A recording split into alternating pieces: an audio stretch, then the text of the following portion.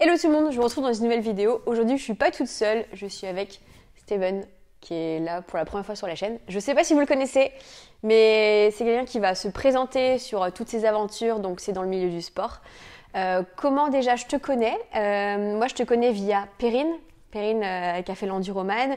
Elle m'avait plus ou moins parlé de toi et après, elle m'a dit qu'elle était suivie par toi au niveau de ses courses et donc du coup je me suis intéressée à toi et puis j'ai découvert tout ce que tu faisais, tout le panel d'activités que tu avais, toutes les aventures que tu as pu faire, toutes celles que tu mets en place aussi également, donc tu vas pouvoir me raconter et surtout raconter aux gens un petit peu tout ça et je suis très contente de te recevoir aujourd'hui. Merci, Voilà. merci. Présente-toi du coup un petit peu. Ouais, je suis Steven Le Yarrick, je suis aventurier, explorateur professionnel.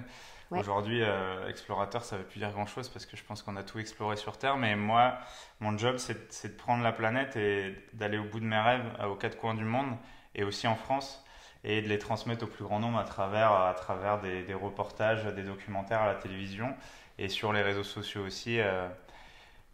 Perrine, ouais, Perrine Fage, j'ai passé du temps. On a fait Lhasa Katmandou ensemble, on a fait plusieurs projets comme ça, notamment au Népal. Elle voulait faire le tour des Annapurna. Mhm. Et non, c'est une fille que j'adore et qui fait des choses extraordinaires aussi et qui a un vrai caractère. J'adore faire des projets avec des femmes parce elles ont un caractère fort et une endurance mentale qui est, je pense, au-delà des hommes. Et ouais, j'adore faire des projets avec Perrine. Et aujourd'hui, par exemple, je suis le premier à avoir traversé l'Himalaya en VTT. C'était 2000 km, 90 000 mètres de dénivelé positif. Paris-Dakar à vélo, c'est 5620 km en 20 jours. Voilà, c'est un record du monde. Mais c'est pas que faire des projets, pas que faire des performances, c'est les transmettre Mhm. et faire des belles images et faire des beaux docs et raconter des histoires avec des valeurs. Ah, très bien, c'est déjà hyper inspirant ce que tu viens de raconter et ouais, je pense que ça peut faire rêver beaucoup de personnes et ça peut donner aussi envie à beaucoup de gens, donc très bien. Du coup, ton sport de base, donc j'imagine que c'est le vélo, mais raconte-nous un peu ton histoire, le vélo donc du début, l'évolution. J'ai commencé le vélo, j'avais 5 ans et demi. D'accord. Pas Avec loin, dans le avec ou sans 93. roulette? J'ai dit ça en conférence il y a 3 jours. En fait, ma vie, c'est comme quand j'ai commencé le vélo, c'est-à-dire que mon père, il m'a jeté dans une descente. Voilà, il a eu un coup de téléphone, il a pris son téléphone, il a téléphoné sans forcément gérer parce que il s'est dit, bon, il va y arriver, quoi. Je me suis pris une fois le mur, la deuxième fois, j'ai recommencé, j'ai réussi. Et la vie, c'est ça, c'est se lancer. Mhm. Et, euh, et là, j'ai commencé à faire du vélo en compétition, 5 ans et demi dans le 93. Donc j'ai commencé à évoluer, commencé à aller plus loin en fait. Le vélo, c'était un moyen d'aller plus loin, de sortir de ces banlieues populaires et après de réussir des choses. Parce que Ouais. prendre confiance en soi, c'est pas que gagner, c'est faire quelque chose. Voilà, Jacques Brel disait ça, le talent ça n'existe pas, le talent c'est faire quelque chose, c'est avoir envie de faire quelque chose. Et là j'avais envie de faire du vélo. Du coup, deux ou troisième course avec mon petit frère faisait du vélo, on a gagné tous les deux. C'était du vélo de course, du coup. Vélo, non, quand tu es jeune, tu fais toutes les Ah, tu fais disciplines, tout, quoi. C'est d'accord. comme en natation, quand tu fais de la nade, tu Oui, fais tu toutes les fais tous les... disciplines. Quand tu as Ok. 4 ans, tu t'en fous, tu fais 15 compétitions et tu es content parce Ouais. que tant que tu es dans l'eau, voilà. Et ouais, c'était l'histoire de ma vie parce que j'avais envie de. Tous les enfants marquaient, je veux être aviateur, cow-boy, policier, pompier. Moi, je marquais, je veux être cycliste professionnel, quoi. Je pensais qu'à ça C'est et voilà. génial. Et je suis allé jusqu'au niveau élite, donc juste en dessous du niveau pro. Mais c'était mon métier quand même. Et donc, voilà, je gagnais pas assez bien ma vie pour pouvoir en vivre correctement. Et surtout, ça coûte cher, hein, les déplacements, etc. Donc, je courais avec les pros, j'ai gagné une course professionnelle, j'ai dû gagner 300 courses dans ma vie, quoi. Mm. Mais j'étais un microscopique coureur comparé Mm. à. Moi, j'ai couru avec Thibaut Pinot, Romain Bardet, Quintana, Froome. Mais à côté d'eux, j'étais pas grand-chose, quoi. Et c'est ça qui m'a aussi donné envie d'arrêter le vélo et puis de Ouais. sortir du monde de la performance parce que je suis pas fait pour ça en fait. J'adore faire la course, mais j'adore jouer à faire la course. Gagner, je m'en Ouais, je fous. vois très bien ce que je veux dire. Et c'est un peu pour ça aussi que je voulais te rencontrer et que je voulais discuter avec toi parce que moi, je suis un peu dans la même dynamique, c'est-à-dire que je suis pas pour les chronos et pour la performance. Moi, je suis plutôt en compétition avec moi-même et pour vivre des choses, pour vraiment, ouais, c'est ça, vivre des choses et les partager. Et c'est un truc que j'ai toujours dit sans honte, que moi, j'étais pas pour les chronos, pour faire des records, etc. Après, c'est sûr que pour moi, c'est hyper intéressant et je trouvais ça génial ton approche aussi sur ça. Donc en fait, en gros, tu as arrêté le vélo parce que tout ce qui était la compétition, ça te c'était plus tout ce que tu voulais. En fait, j'étais au championnat de France, c'était l'objectif de mon année. J'avais dit que si je faisais un podium au championnat de France, je passerais pro. J'avais 90% de chance de prendre le contrat et de le rayer. Un contrat professionnel qui était le rêve de ma vie parce que, on se fait insulter des fois violemment, des fois moins. Mais en fait, certains managers, ils jouent à Tetris, quoi. Le manager, c'est le mec qui est dans la voiture parce qu'il y a une voiture qui suit le peloton et le mec te parle dans l'oreillette constamment. C'est comme si tu avais un kit oreillette. Là, c'est sympa, quoi. C'était pas des AirPods, mais c'était un truc...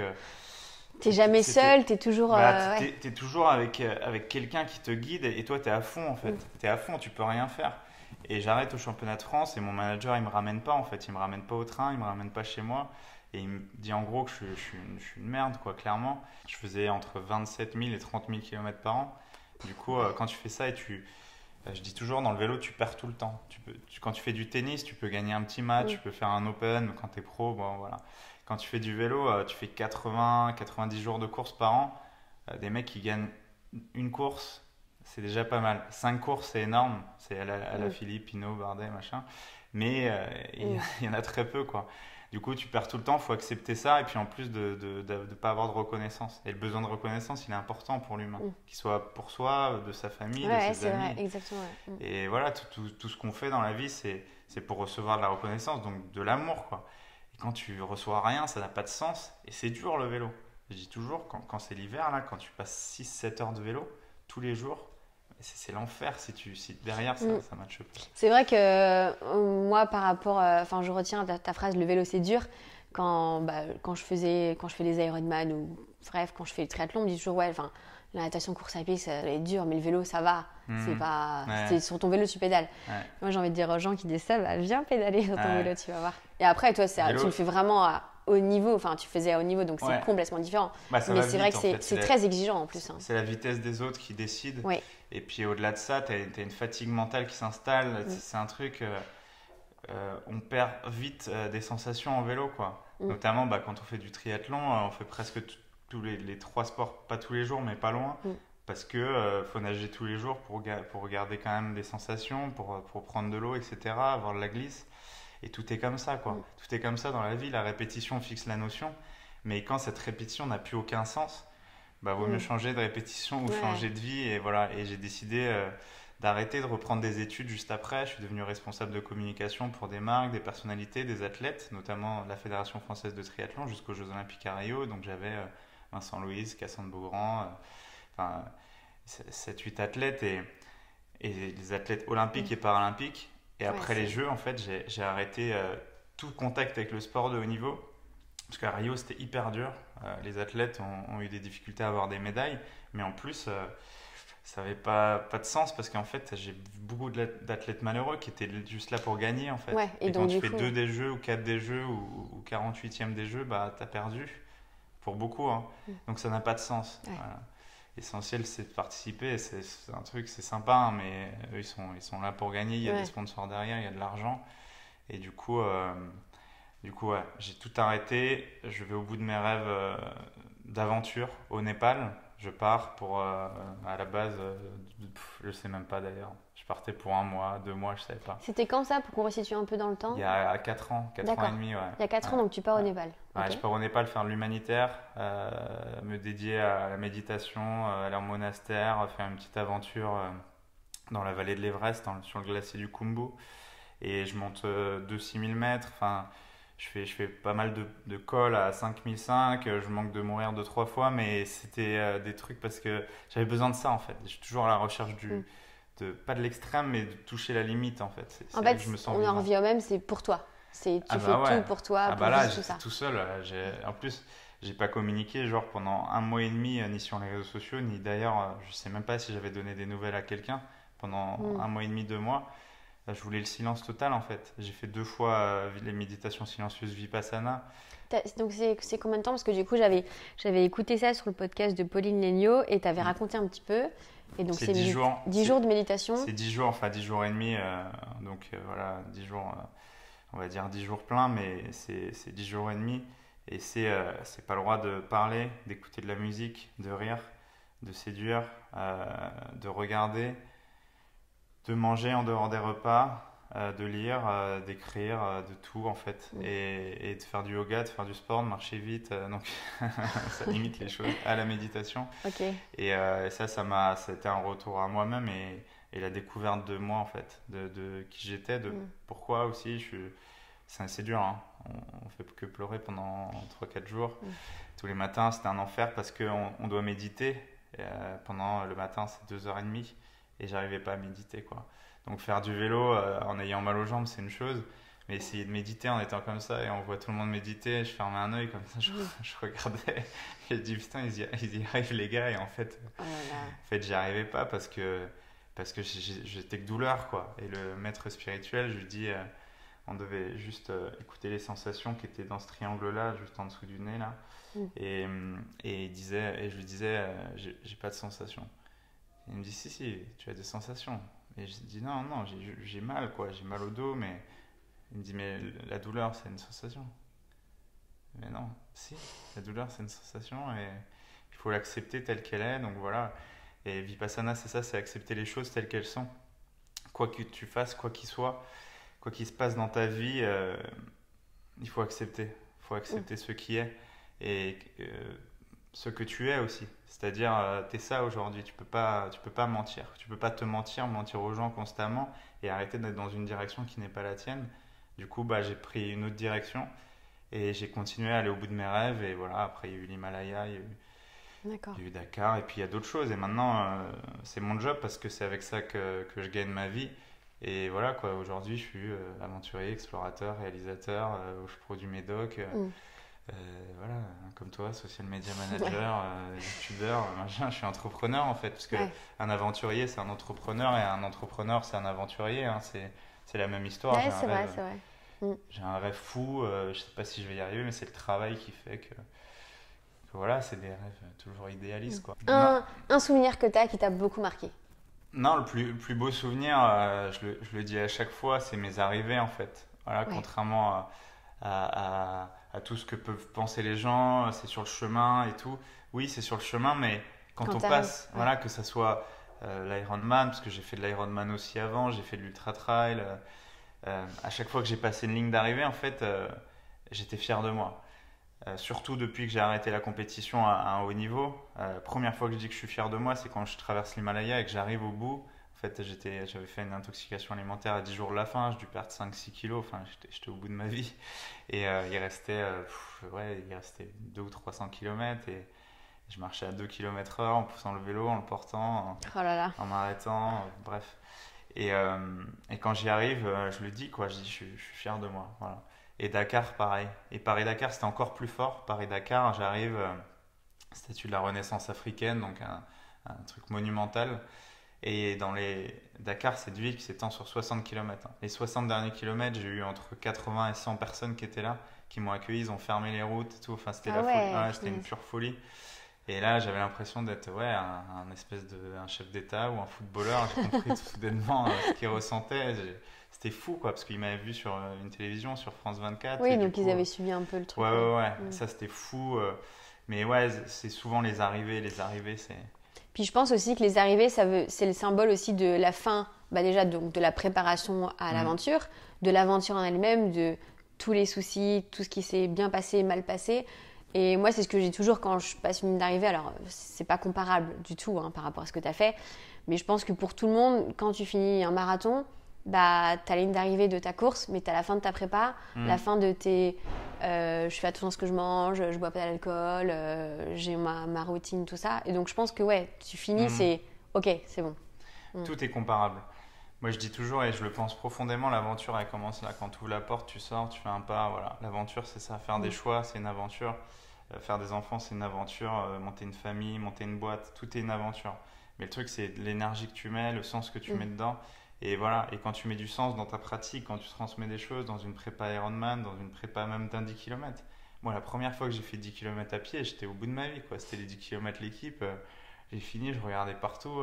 Voilà, j'ai demandé 5 pains au chocolat parce que je savais même plus si j'allais pouvoir rentrer chez moi, tu vois.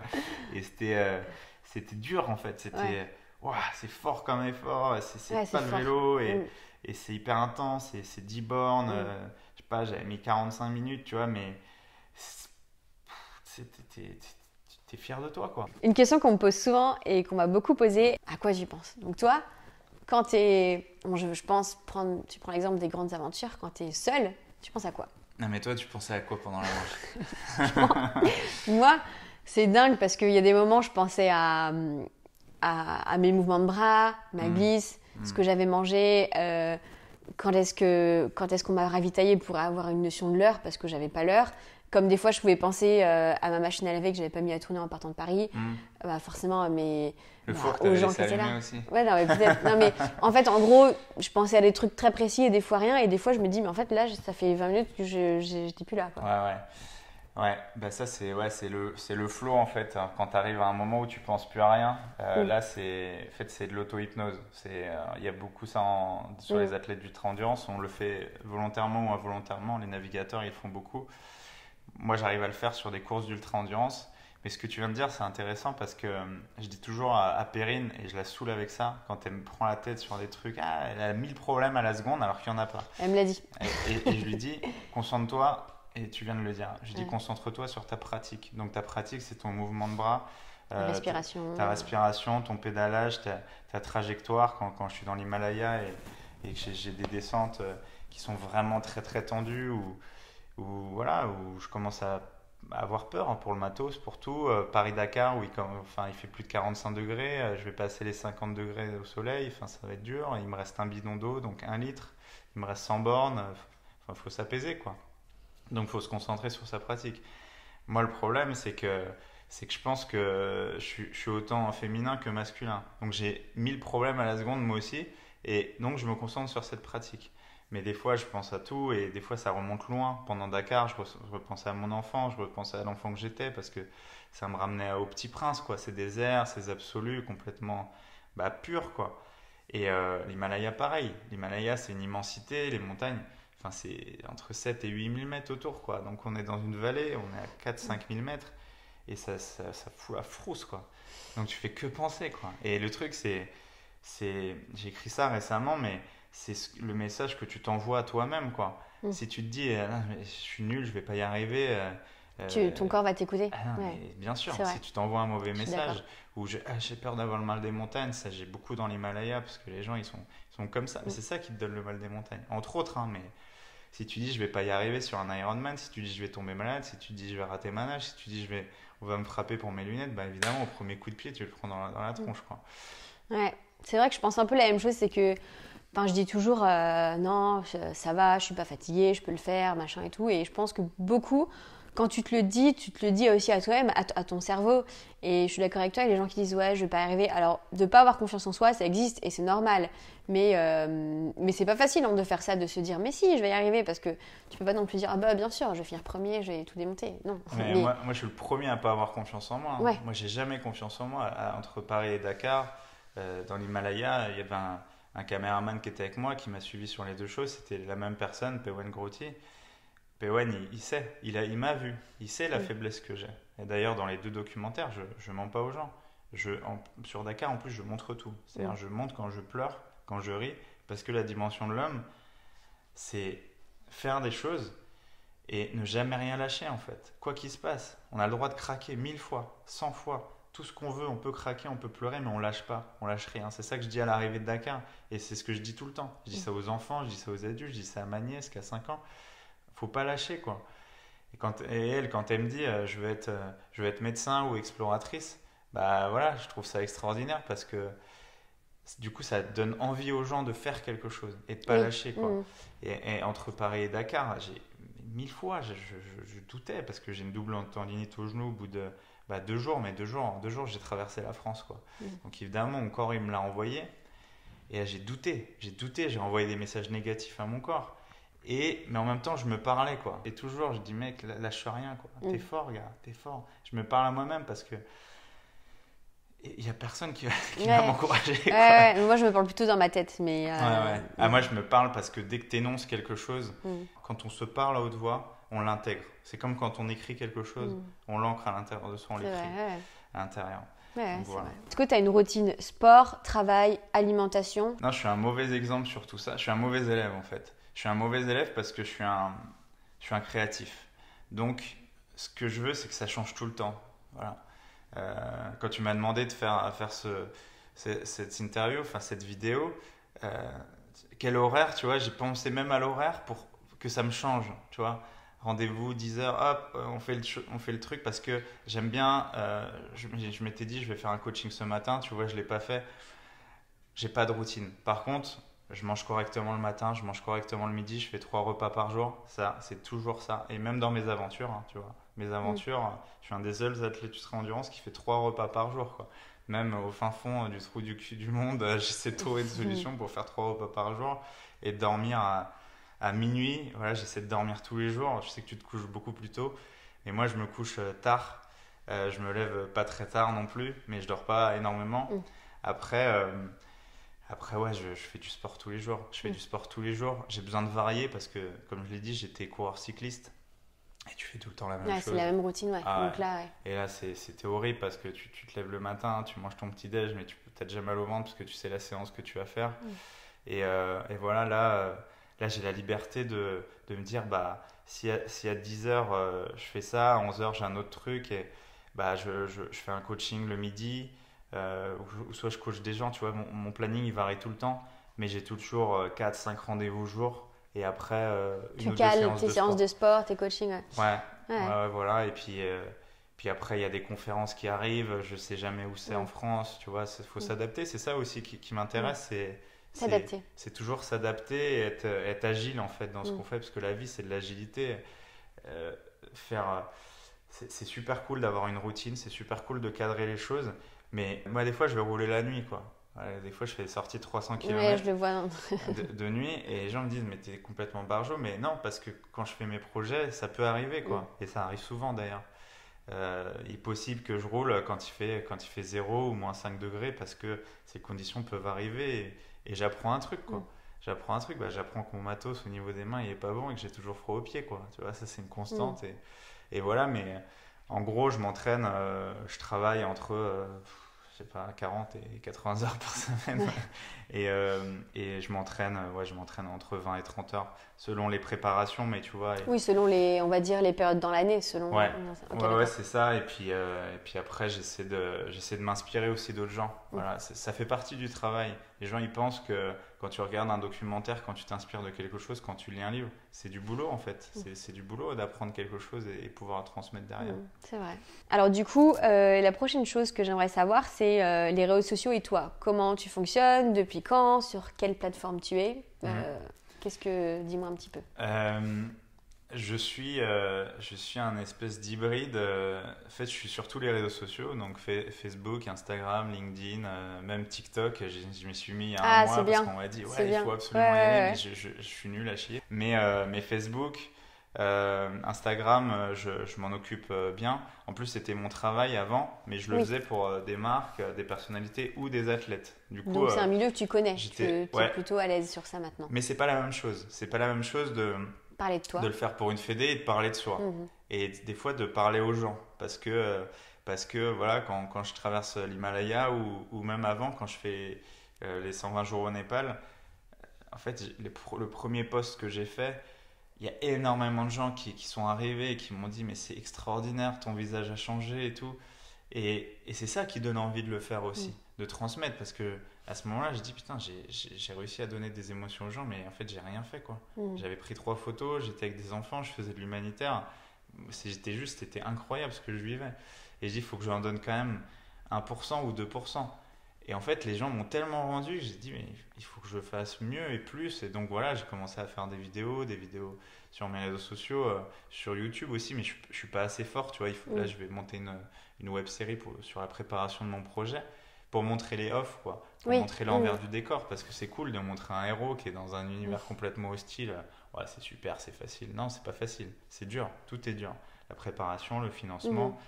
La réalisation de certaines choses, les rencontres aussi, les galères, montrer les bêtises aussi, les trucs, parce que voilà, un aventurier ou n'importe quoi, quelqu'un qui est influenceur, quelqu'un qui est chef d'État, il est drôle aussi. Et c'est ça montrer l'envers du décor. Après j'aimerais être plus fort, j'aimerais avoir plus de gens, pas qui me suivent, mais pouvoir transmettre à plus de gens parce que après, c'est comme ça aussi que je promeus certains documentaires, certaines valeurs, le sens de ce que je fais aussi. Toucher plus de personnes. Ouais. Et des fois, on me le reproche d'être un peu trop extrême. C'est-à-dire que ce que je fais, c'est un peu inaccessible, alors que tout est accessible. Moi, j'adore emmener des gens dans mes aventures. Pas tout le temps, mais j'aimerais en emmener plus. Je vais le faire cette année, je vais le faire tous les ans maintenant, d'amener au moins 20 personnes par an, aller au bout de leurs rêves dans des univers que moi j'ai traversés, que je connais par cœur. Et voilà quoi, mais c'est le lien. En fait, moi j'aime bien être moi-même. Je peux pas mentir aux gens. Ça sert à rien de mentir aux gens. Je suis sur les réseaux sociaux comme je suis dans la vie. Évidemment, je fais plus de conneries dans la vie et que je fais plus d'entraînement et que je fais plus de trucs, mais on peut pas tout montrer. Non, tu peux pas. Ouais. Mais j'arrive pas à faire comme toi. J'arriverai pas, tu vois. Des fois, j'essaie. À parler face cam. Si, j'arrive à parler face cam, mais je le fais dans mes aventures. Mais des fois, je me dis, putain, c'est nul à chier là. Tu vois. Moi aussi, je me dis des fois. Moi, des fois, je me dis, voilà, c'est vraiment nul à chier. Tu vois, je me dis, bon, là, ça intéresse pas les gens. Parce que peut-être aussi j'ai une communauté qui voit l'aventurier, le héros, j'en sais rien, et puis qu'on pas envie de voir le reste en fait. Mais après, moi je pense qu'il y a des gens qui me suivent, je parle de certaines choses, ça les intéresse, d'autres choses ça va pas du tout les intéresser, ils n'ont rien à faire. Ouais. Mais après, c'est comme tu disais, il faut que ça reste toi aussi. Et moi, en fait, je me mets toujours, quand c'est comme ça, je me mets toujours à la place d'un abonné, je me dis, moi je suis abonné par exemple à tel compte. Des fois, il partage certaines choses, j'adore. D'autres choses, j'en ai rien à faire, mais vraiment, mais je reste abonnée à lui parce que j'aime bien.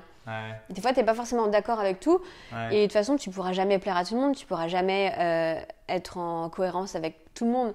Donc, du coup, je suis d'accord avec toi que tu ne peux pas non plus tout partager et que maintenant, malheureusement, sur les réseaux sociaux, des fois, tu ne peux pas te permettre de partager certaines choses. Mais c'est important de. Tu as envie de le faire, et bah fais-le. C'est ça. Mais c'est pas facile. J'ai hyper envie de le faire. Et des fois, j'ai pas du tout envie. Mais il le fait pas. Hein. Tu sais, moi, je me force jamais. C'est une règle. À chaque fois. C'est une mécanique aussi. Ouais, voilà. À chaque fois, quand je fais certains projets ou quand je parle de certaines choses, Chloé, elle me dit toujours si tu doutes, si tu as un petit doute, ne le fais pas. En fait, il faut être sûr. Et c'est vrai. Et elle a raison parce que sinon, tu te dis, est-ce que machin. Non, t'es sûr, t'es OK, quoi.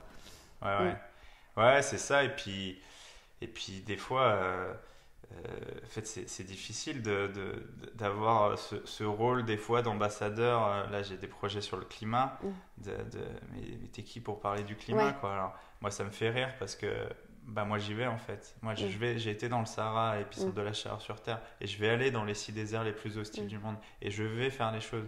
Je sais que je suis pas un chercheur, je sais que je suis pas un scientifique, je sais que j'ai pas forcément vécu en Australie, ce qu'ils vivent actuellement. Mais j'y vais en fait, j'y vais pour montrer les choses. Et je suis pas un grand reporter, je suis pas un journaliste, mais en même temps je suis tout ça. Je suis tout ça parce que j'essaie de transmettre ce truc et d'être un humain. Donc la dimension de l'homme, c'est 0,01% des espèces sur Terre. Et montrer que ce petit bonhomme, il peut faire des choses extraordinaires et dans des univers qui se réchauffent ou qui changent et puis qui sont majestueux. Ouais, c'est vrai. Du coup, c'est encore une fois hyper inspirant ce que tu racontes. Est-ce que du coup, pour terminer, tu aurais un message à faire passer ou quelque chose aux gens Non, là-dessus, j'ai beaucoup parlé des rêves aujourd'hui, mais c'est ça en fait, ne jamais hésiter à aller au bout de ses rêves. Là, je vous ai offert un poster de ma dernière expédition en vous écrivant ça, mais en fait, c'est ça, il ne faut jamais hésiter à aller au bout de ses rêves, il ne faut jamais hésiter à y aller, quoi. Et à tenter quelque chose. De toute manière, il y aura plus de personnes qui vont vous empêcher, que ce soit votre famille, vos entourages, votre copain, votre copine, n'importe qui autour de vous. Moi, il n'y a que des gens qui m'ont dit que tu vas pas y arriver. Et je sais que toi aussi, sur certains trucs. Et on le fait en fait. Il faut faire un pas. Et même si c'est un échec, c'est l'échec qui fait apprendre. C'est pas que la réussite. Moi, j'en suis persuadée. On est en France, on n'a pas le droit de se rater, quoi. Alors que le mieux, c'est de se rater dans sa vie. Parce que plus on se rate, plus on apprend vite et plus on comprend les choses. Et donc plus on évolue, plus on devient mature. Et c'est comme ça qu'on apprend. Donc allez-y, quoi. Faites un pas et puis foncez. En haut de la montagne, il y a toujours quelque chose, il y a toujours une belle vue. Ouais. En tout cas, merci beaucoup. Je pense que c'est un très beau message et moi, je partage vraiment toutes les valeurs, énormément de valeurs et de choses dont tu as parlé ici. C'est fou parce que je me retrouve énormément dans ton discours, énormément dans tout ce que tu partages, dans ta vision de la vie, dans ta vision du sport, dans ta vision du partage aussi. Et ça fait du bien de rencontrer des gens comme toi parce que je pense qu'il y en a beaucoup, hein, mais des fois on les rencontre pas, ou alors peut-être qu'on va pas forcément les voir à leur rencontre. Donc, en tout cas, merci beaucoup d'être venu. N'hésitez pas à le suivre. Je vous mettrai tous ses réseaux sociaux donc, en barre d'infos sur TikTok. Allez le suivre. Il fera un TikTok de chien. Je vais faire un jump de 1m50 Trocadéro. Voilà. Ouais. Bon, en tout cas, j'allais dire bon vent dans toutes tes aventures. Et de toute façon, on va suivre ça. Et puis, avec plaisir, tu es le bienvenu. Merci Marine. Prends soin de toi. Merci beaucoup. Merci à tous d'avoir regardé cette vidéo. On se retrouve très vite. Salut!